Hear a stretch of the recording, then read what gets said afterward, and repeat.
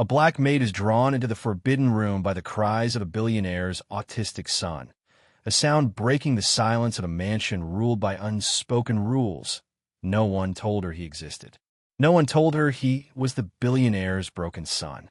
As she kneels beside him, something happens that no therapist, specialist, or blood relative ever managed. But what happens next leaves even the cold-hearted billionaire frozen at the door. Why did this black maid succeed where everyone else failed? And what secret does her quiet touch unlock in a child the world has given up on? In a world built on silence, status, and sorrow, one unexpected moment would unravel everything he thought he knew about love, trust, and family. Stay tuned and watch the story unfolds. Danica James, on her sixth day as the newest cleaner, moved through the East Wing with quiet precision. She had been trained to be invisible, swift with the mop, silent in the halls, and above all, obedient to the unspoken codes of the house. No one told her outright, but the third floor was off limits. No footsteps echoed there. No doors opened or closed. It was as if that wing had been carved out of reality and left asleep. Until today, Danica had just finished wiping down the hallway mirror when she heard it. A sound so piercing it made her drop the cloth. Not a crash, not a shout, a cry, high-pitched, desperate, and trapped in a terrible loop. It was the kind of sound that didn't belong in a house like this, where silence was sculpted, where pain wasn't permitted to echo. She froze, every muscle in her body taut. The butler's voice, measured but sharp, called up from below. "Miss James, kindly stay clear of the upper wing." But the sound came again, more ragged this time. It wasn't an accident. It wasn't mischief. It was pain. Panic. She hesitated only for a second. Her feet moved before her thoughts caught up, climbing the stairwell with careful urgency. The upper floor was dim, the hallway lined with doors that hadn't seen light in years. At the very end, one door stood ajar. Faint flickers of moving light danced across the floor, some sort of sensory projection, like stars spinning lazily across the walls. Inside the room, a boy sat on the floor, curled in on himself, his body rocking with a rhythm that had nothing to do with music and everything to do with survival. He couldn't have been older than 6. His forehead tapped repeatedly against the bookshelf, soft but relentless. His fingers clutched the hem of his shirt. The carpet beneath him was worn in a perfect oval, the kind that only forms from hours of repetition. Danica's breath caught. She knew this. The rocking, the cries that came in loops, the silent storm inside a child's body. She had seen it all before, in her brother Elijah, during the worst of his episodes. The memory flared in her chest like a match. She stepped just inside the threshold, crouching low, making herself small. "Hey there, sweetheart," she said gently, her voice barely above a whisper. "It's okay. I'm not going to touch you. Just sitting here." The boy gave no sign he heard her, but his rhythm faltered, just a beat. She kept her palms open and visible. Slowly, deliberately, she raised one hand to her chest and drew a slow, familiar motion across her heart. A sign, one her grandmother used when Elijah was lost in his storms. Safe. The boy's eyes flicked to her, just briefly. It was enough. And then, the door slammed open behind her. "What the hell are you doing?" The voice cracked like a whip across the room. Danica jumped to her feet, spinning toward the door. Grant Belmont stood there, broad-shouldered, suit sharp as a blade, fury radiating from his eyes. His presence filled the doorway with such force it was hard to breathe. "I'm sorry," Danica said quickly, hands still raised. He was crying. "I asked you a question." His voice was low and dangerous now. "Who gave you permission to be in this room?" "No one, sir.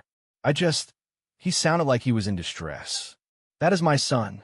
He stepped forward, his hand clenched tightly around his phone. "You don't decide what he needs." Behind them, the boy's sobbing began to rise again. Louder this time, sharper. Grant turned, reaching for the boy. "Come here, Theo." "It's all right, I'm here." The moment he touched him, the boy erupted. Arms flailed, feet kicked wildly. A guttural scream tore from his chest as he thrashed, panicked beyond recognition. Grant recoiled, Stunned, Danica stepped forward instinctively. "Sir, please, may I?" He didn't answer, but didn't stop her. She moved closer, slowly, her presence calm, her steps steady. She knelt again, whispering soft syllables, letting the boy feel her nearness. His screams ebbed. He turned toward her and, with a trembling motion, folded into her lap. Silence settled over the room. Grant stood frozen at the edge of the storm, his face unreadable. Danica didn't look up. She only held the boy, held him like he'd been waiting for someone to see him.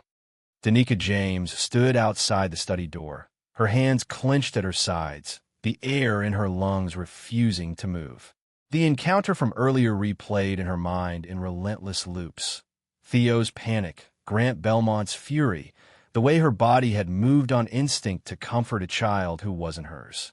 The silence behind that heavy oak door now was almost worse than his shouting had been.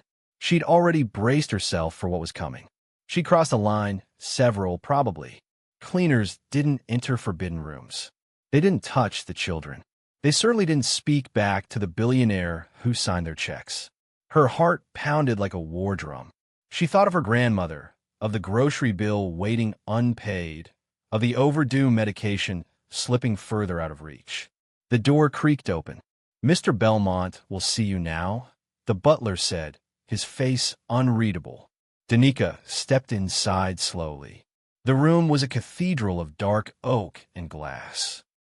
Walls lined with books no one had read in years, a polished desk at the far end gleaming beneath a shaft of afternoon light. Grant Belmont sat behind it, sleeves rolled up, collar loosened, a glass of untouched scotch near his elbow. His gaze was fixed on the window until he turned to her. "Sit," he said, no anger in his voice now, just something sharper, quieter. Danica sat at the edge of the chair. "I should have fired you," he began, folding his hands. "You went where you weren't permitted. You interfered with my son." Danica opened her mouth to respond, but he raised one finger. "But I didn't, because my son, who hasn't let anyone near him in almost 2 years, fell asleep in your arms." The words hung there, waited. "I don't know what you did," he continued. "I don't even know what it means." But he was quiet. "You were calm. And for the first time in a long damn while, there was peace in my house." Danica blinked, stunned. "I need someone he can tolerate. Trust, even." The nannies with degrees, the specialists with charts, they all failed. He screamed every time. He didn't." "You're offering me a job?" she said cautiously. "Yes." His voice was firm. "I want you to stay on as his caregiver. Full-time. Mornings, evenings, whatever he needs." Danica's breath hitched. It wasn't just the offer. It was what came with it. Stability. A room of her own. Food that didn't come with price tags that made her flinch. Money that could pay for Grandma Mavis's medication. Maybe even get her that heart monitor the clinic had mentioned. But she didn't answer right away. "I'm not a therapist," she said slowly. "I don't have certifications. All I know is what my brother needed when he couldn't speak. I know what helped him breathe through the noise." Grant tilted his head. "I'm not asking for a degree. I'm asking for what I saw with my own eyes." Danica paused. "Then I'll do it. On one condition." His brows lifted. "No forced therapy," she said. "No rushed routines. No clipboard checklists. I don't want him treated like a problem to be solved. I want to do this my way, slow and patient." Grant considered her, then gave a small nod. "Fine. Your way." That evening, a key card was handed to her by the housekeeper, along with quiet instructions to move her belongings into the staff quarters near the back garden. The room was modest, twin bed, soft lamp, small desk, but it was hers. She unpacked slowly, placing her grandmother's photo on the nightstand, folding the 2 good shirts she owned into the drawer. Still, the uncertainty lingered. Did she really belong here? Or was she just a placeholder in a life that would never truly open to someone like her? The next morning, she stepped quietly into Theo's nursery just after 9. Sunlight filtered through gauzy curtains, casting pale squares across the rug. The boy was already awake, sitting on the floor in a tangle of soft blocks and puzzle pieces. He didn't look up, but he didn't flinch either. Danica lowered herself a few feet away, sitting cross-legged, hands resting quietly in her lap. She said nothing. She simply watched. After several minutes of silence, Theo reached toward the blue block beside him, paused, then nudged it gently across the floor in her direction. Danica smiled. The connection had just begun. The days passed in a rhythm that Danica hadn't expected. Slow, quiet, but full of tiny, invisible shifts. By the third week, the Belmont estate had begun to breathe differently. The air felt softer in the nursery. The stillness was no longer oppressive, but sacred, as if silence itself had learned to make space for healing. Every morning began the same way. Danica would enter Theo's room with soft footsteps and an open heart. No sudden movements, no loud greetings, just a nod, a smile, and the same simple phrase and sign, safe. Theo would already be on the floor, surrounded by his favorite objects, wooden blocks, textured balls, and cards with hand-drawn shapes. He still didn't speak, but he no longer shrank at her presence. He watched her now, carefully, constantly. They started with color sorting. Danica laid out 4 bins, red, yellow, blue, green. She handed him blocks one by one, signing the colors softly as she did. At first, he ignored her, moving to his own rhythm. But over time, something changed. His fingers started pausing over the correct bin. He began tapping the block before placing it. Not quite signing, not quite speaking, but answering.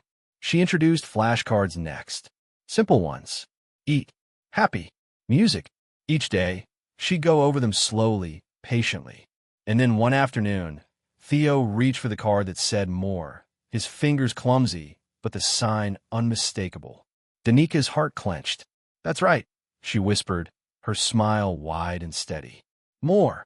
She didn't celebrate too loudly, didn't cheer or rush toward him. She knew better. For a child like Theo, quiet was safe. And safety was the bridge to trust. Most days, Grant remained in the periphery, watching from the hallway, arms folded, face unreadable. He never interrupted, but he never missed a moment either. Danica noticed the way his eyes flickered when Theo made progress. The way his breath caught when Theo allowed her to place a weighted blanket across his legs. The way he lingered a little longer when Theo let her brush a lock of hair away from his face without recoiling. One afternoon, Danica turned and found Grant standing just inside the doorway instead of hovering behind it. No tie, sleeves rolled, a question in his eyes he hadn't yet learned how to ask. "Would you like a try?" she said gently. He blinked. "He won't let me. He doesn't know what you're asking." Danica picked up a flashcard and signed safe slowly, 2 hands tapping lightly over the heart. Then she turned to Theo and repeated it. Theo didn't sign back, but he looked at her, then at Grant. "Try," she said, handing him the card. Grant hesitated, then awkwardly copied the motion. His hands were too stiff, his fingers tense. But he made the shape. He tried. Theo didn't scream. He didn't back away. He simply returned to sorting his blocks. "That's a win," Danica said with a smile. Grant looked at her. "That was harder than I expected." "Because you're thinking about getting it right," she replied, still watching Theo. "He's not. He's thinking about whether you mean it." From then on, Grant joined them once or twice a week. Not for long. 15 minutes here, a quiet observation there, but Danica noticed the difference. His presence stopped feeling like surveillance and started resembling participation. She taught him 3 basic signs: safe, more, and love. The first time Grant managed to sign love, a small crossed-arm motion over his chest, Theo looked up, just a glance. But it was the first time father and son had locked eyes without fear. One morning, as Danica hummed an old gospel tune under her breath while laying out the sorting bins, Theo swayed slightly. Just a slow back and forth in rhythm with her voice. She didn't acknowledge it aloud, but her throat tightened with emotion. Later that same day, Theo reached for her hand as she passed him a block. Just a brush of fingers. Barely there. She froze, then smiled. Across the room, Grant watched it happen. His expression shifted. Something raw in his eyes, something unfamiliar. His walls didn't crumble, but a crack appeared, one that hadn't been there before. He left quietly that afternoon, without a word. But when Danica entered the kitchen later, she found a cup of tea waiting on the counter. Her favorite kind. She didn't say anything either, because some trust doesn't begin with declarations. It begins in quiet rooms, in broken rhythms, in silent gestures that say, "I see you. I'm here." And something between them, something tender and cautious, had just begun to bloom. The knock came just after 10. It wasn't tentative or polite. It was firm, echoing through the marbled foyer like a gavel slamming down in judgment. Danica had just finished folding blankets in the sunroom when she heard it. The sharpness of it stopped her mid-step. A knock like that never brought anything good. She walked slowly toward the sound, heart already uneasy. By the time she reached the edge of the staircase, Grant was already at the door. 2 men and a woman stood on the front porch, each holding badges, not smiles. "Mr. Belmont?" the taller one asked. "Yes." Grant's tone was flat. "We're with Child Welfare Services. We've received an anonymous complaint alleging possible neglect and misconduct involving your son."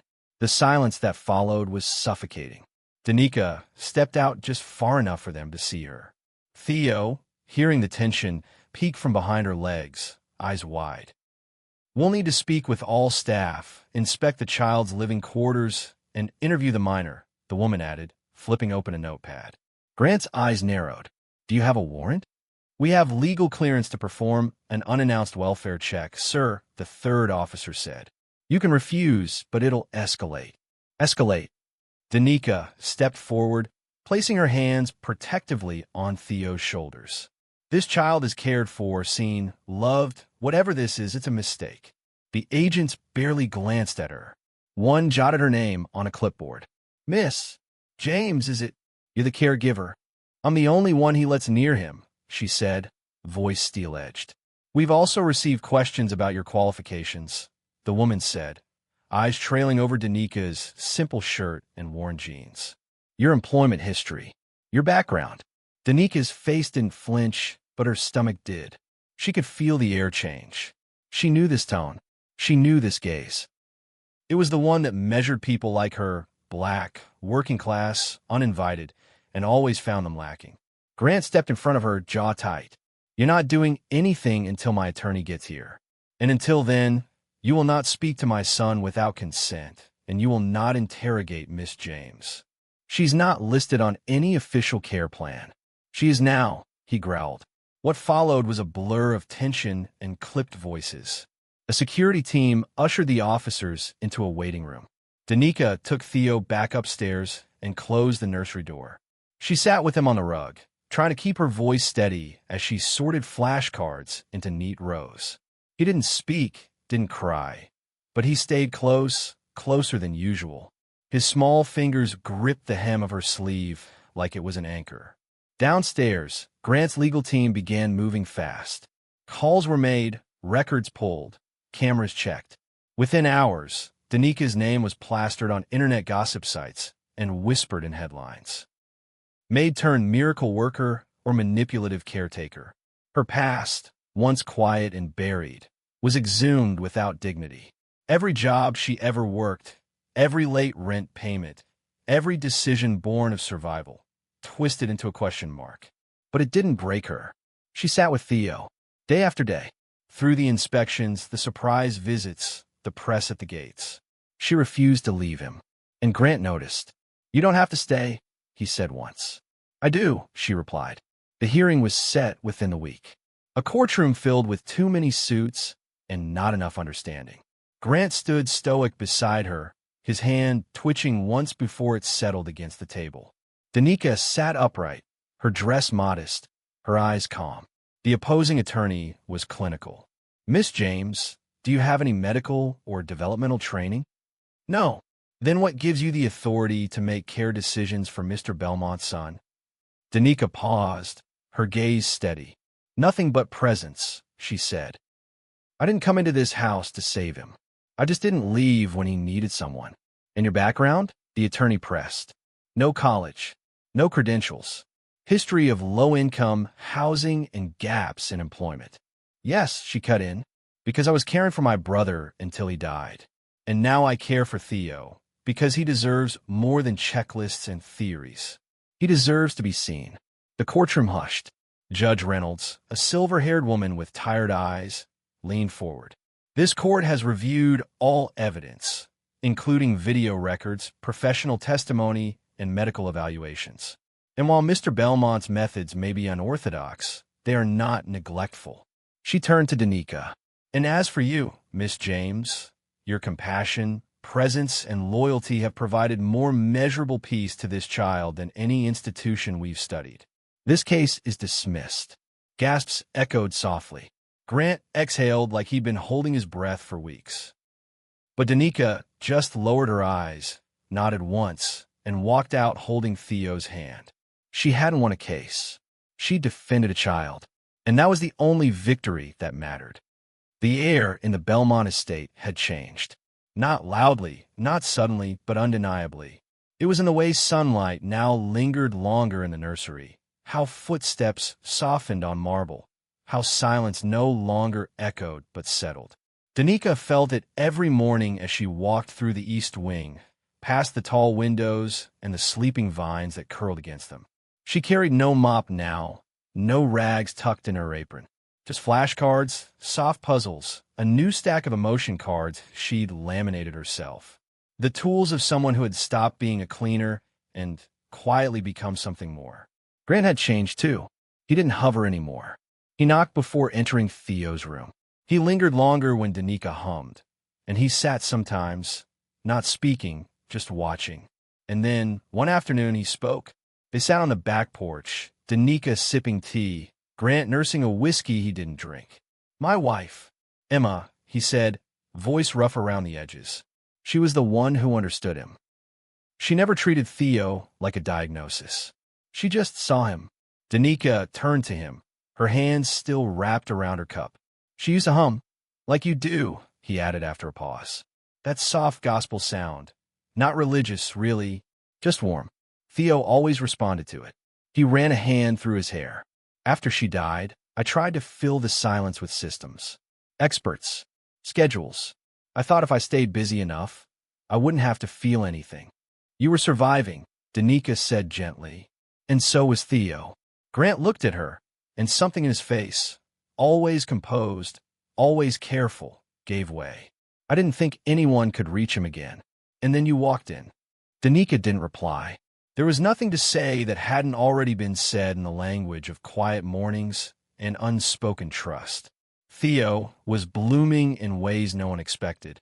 His hands moved more each day, signing "eat, safe, happy."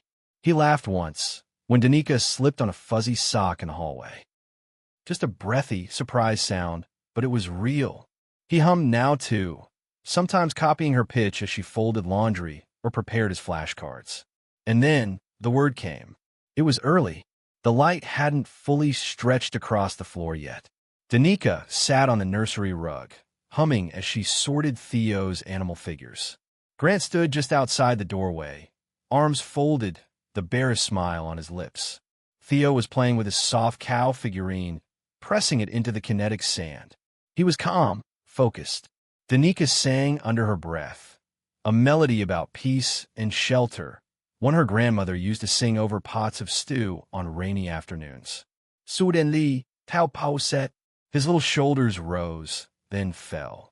He turned, his eyes finding Danica's, and then, barely above a whisper, like a secret escaping his throat, he said, "Mama." The word landed like glass breaking in the quiet. Danica froze. The block in her hand dropped to the floor with a soft thud.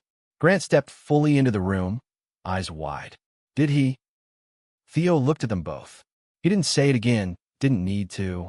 He just held up the cow, waiting for her to take it. Danica swallowed hard. "I'm here," she whispered, reaching for it, for him, for the moment that had just shifted the world. Grant knelt beside his son, not to correct him, not to explain, but to be there, eye level, heart open. He didn't cry, but his hands trembled. That night, Danica found an envelope slipped under her door. Inside, a formal letter, Grant's lawyer's letterhead printed in crisp gold. At the bottom, in bold, guardian designation. Her name, in black ink, legally binding. She stared at it for a long time. Later, Grant approached her in the study. He didn't explain. He didn't ask if she was okay with it. He simply said, "I trust you with him, more than I trust anyone else." Danica looked down at her hands, calloused, strong, once dismissed as ordinary, now chosen. The next week, a letter arrived from the state's Office of Child Advocacy. Someone had nominated her, anonymously, for a position on the board. The envelope came with a handwritten note. "Children need voices that know silence." Danica pressed the letter to her chest. She hadn't come to the Belmont estate looking for purpose. She came for a paycheck, for quiet, for survival. But now, everything had changed, with one whispered word from one small mouth in a room where love had dared to return. The Belmont estate had grown quieter, not with emptiness, but with peace. Danica moved through the house like someone who belonged. Not a guest, not an employee, just present. She made Theo's breakfast with her playlist humming low in the background. Grant joined them when he could, sipping coffee and watching his son sign for juice with a sleepy, contented face. They had slipped into a rhythm. Not perfect, but real. There were still days when Theo refused to speak, still hours when Danica had to sit in silence with him until the world made sense again. But now, he reached for her hand. He looked for Grant in the room. He smiled when the piano music played in the background. He was not healed, but he was safe. And so was she. Outside the estate, Danica had found something else. She'd begun volunteering at a small community center for neurodivergent children, tucked between a hardware store and a laundromat downtown. It was underfunded and overstretched, but bursting with heart. The first time she went, she sat in a circle of nonverbal kids and signed the word happy while they mimicked her, eyes wide and brave. Grant visited the center quietly a week later. He said nothing, just looked around, watched the kids, then nodded once. A month later, the center had a new sensory room. A week after that, they had full funding for a summer program. One afternoon, Danica took Theo to the park. He loved the swing that wrapped around him like a shell and the sensation of being lifted and let go, lifted and let go. She was adjusting the straps when a woman passed by, blonde, tall, her stilettos absurd on the gravel. "Didn't expect to see you here," she said to Grant, who had just arrived. Grant gave her a polite nod. The woman glanced at Danica, then back at Theo. "I see you've hired unconventional help." Grant's eyes didn't flicker. "No," he said. "I didn't hire help. I chose family." Danica didn't respond. She didn't have to. Grant had already spoken for her. That night, she sat in the staff quarters by the window, writing in her journal. Her pen moved slowly, deliberately. "I was never looking to be rescued. I only wanted to matter quietly, without asking. And now someone sees me. Completely. That, I think, is the rarest kind of love." Later, in the main living room, Theo curled up on the couch between them, his head nestled against Danica's leg, his fingers clutching a soft toy. Danica reached for the blanket, tucking it around him gently. Grant was quiet beside her. His hand moved across the cushions, brushing hers. Then he took it, slowly, without pressure. He didn't need a perfect home. He needed a steady heart. And somehow, they had become one. If this story touched your heart, like, share, subscribe, and turn on the notification bell for more powerful, soul-touching stories that restore faith in humanity.